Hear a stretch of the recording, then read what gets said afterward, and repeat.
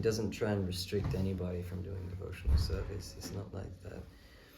I'm going to say, like, it's not about just letting anybody do whatever they want. It's more a case of, like, no matter who they are, try to bring them closer to Krishna. Give everybody an opportunity. Train, connect, whatever is needed. Try and bring everybody closer to Krishna. It's actually easier to just cut and, like, separate. Okay, you're not ready. Go away. You know, empty out the temple, or, you know, draw a line on the altar. And, you know, you can't cross. And that's easier. I mean, it's more difficult in the sense that it takes more work. You have to be more aggressive and such. But it's actually easier to do. It's easy to be angry. But to try and actually keep going out and connecting and bringing people closer and working hard to train people and find what they need, what will inspire them, what will help them, that's more difficult. It forces, you have to be conscious then. You have to be conscious of what the other person is requiring to be inspired. And Jananand Maharaj is always conscious of what, like, he's meditating on what can actually inspire people to come closer to Krishna. And when I mean closer to Krishna, I don't just mean like being Krishna conscious.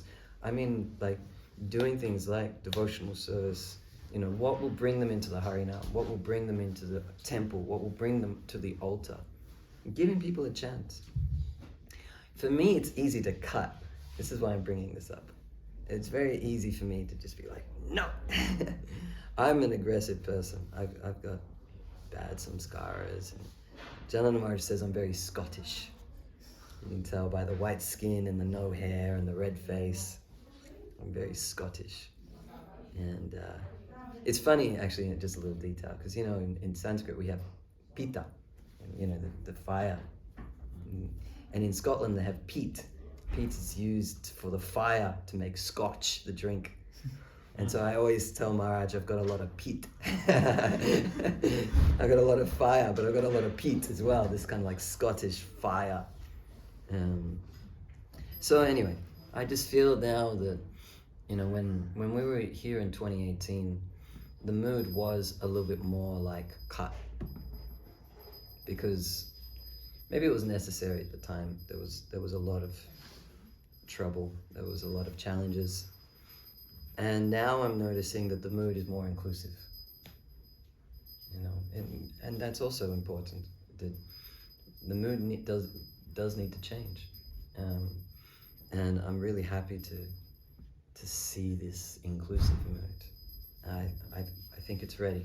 I think Paris is ready to be more inclusive, and I want to thank everyone for being here at this time. Well, thank you very much. For being here during this inclusive time. Perhaps you all also have this mood of being inclusive. But today, we're reading from Srimad Bhagavatam, 8th canto. This is a wonderful